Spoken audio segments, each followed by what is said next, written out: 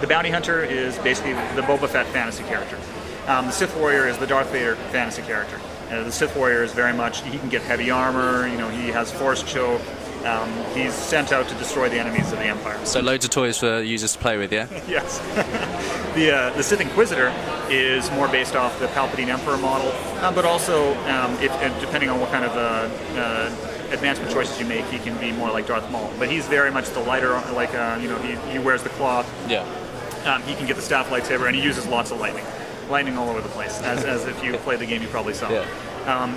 The Imperial Agent is actually our only class that doesn't really have an analog to the Star Wars movies. He's basically an Imperial soldier, but he's an Imperial soldier that who takes out, who uses deception and sabotage and stealth, and he has sniper guns and big rifles, and he really appeals to fans of more stealth gameplay, of the spy genre, things like that. I think those people are going to really like the Imperial Agent. So there's a class for everyone, effectively. Yeah, basically. And the Imperial Agent counterpart on the Republic side, so going through the Republic classes, the Smuggler's obviously the Han Solo class.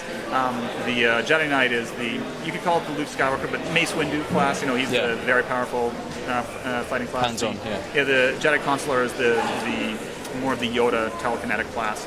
And the Republic Trooper is kind of is like the troopers from the prequels. He's basically, if you love the troopers, which surprisingly a lot of people do. You wouldn't imagine how many action figures there are of troopers.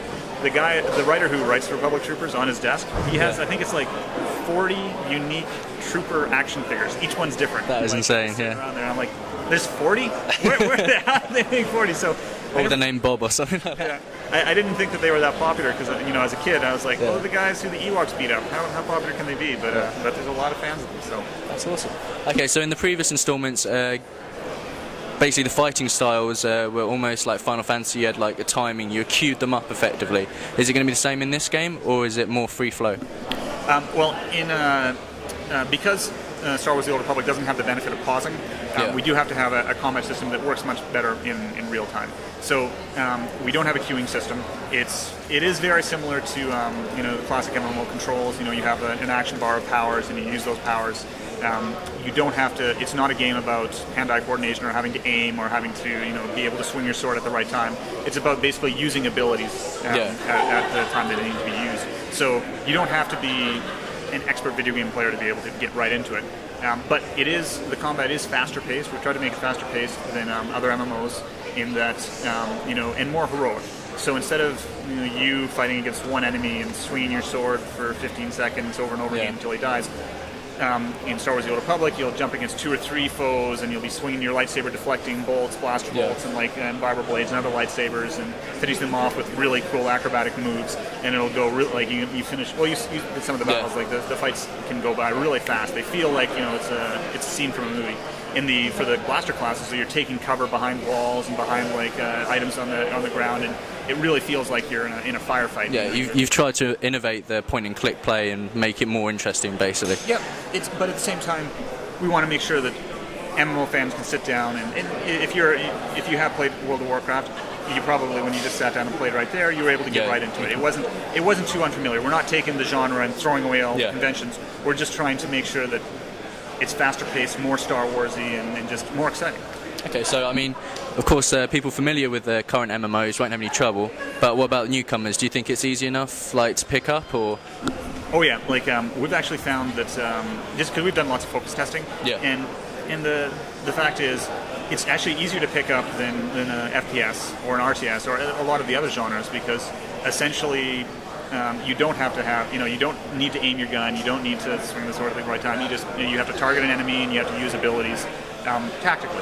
Now at the lower levels it's easier, and so people, and the great thing about role-playing games is they introduce abilities to a player slowly. As he levels up, he gets new abilities, so you're not overwhelmed. Like at the beginning you have 2 things you can do, and then so we found new players get in there and it's like, I do 2 things, and they get into it, and then now I can do 3 things, and by the time they're 10th level, they're playing as good as So if you could just briefly describe the upgrading and personalization, I presume they get more powers, more armor, Oh yeah, like obviously, like we grant new powers as you go up in levels, and you get newer and cooler and more powerful abilities. Though all of your abilities are always useful, like from first level all the way to the highest level. So you never have to dump your old abilities. In terms of itemization, yeah, we have lots of different items. Some of the classes are more difficult to do itemization for than others. Like all the non-Jedi classes are actually pretty easy because you can have a trooper can have different kinds of armor sets and weapons and grenades, and all sorts of stuff. But if you look at the Jedi, right, he's supposed to be in a robe with a lightsaber. Yeah. But we've got around that, and we had to solve that problem in Knights of the Old Republic, and so we've just taken a lot of lessons there and used that to help us make sure that Jedi's and Sith are also going to be getting lots of cool items. Okay, and finally, can you reveal any central storyline? Of course, it's clearly a universe, but is there any central storyline to your character you play, no matter whatever class you choose? Well, we do have basically. In a nutshell, the basic storyline is the conflict between the Sith Empire and the Republic. So at the beginning of the game, it's at a Cold War because the Sith Empire surprised the Republic and sacked Coruscant and enforced a truce. And so right at the beginning of the game, there's a truce between those two sides, but it's kind of a Cold War where there's lots of border skirmishes. But then throughout the game, this is called Star Wars after all, you can guess that the Cold War won't last very long. And that's what, if you saw our trailer, that was the sacking of Coruscant right there, which we showed off. And in the future we're going to have other trailers that kind of show off some of the other big, big movie moments, or like big historical moments from the game. Okay, that sounds great. And when's the release date? Can't talk about that. That's fine. All right, thanks for your help. That's Matt Fishwick reporting for TFMX here.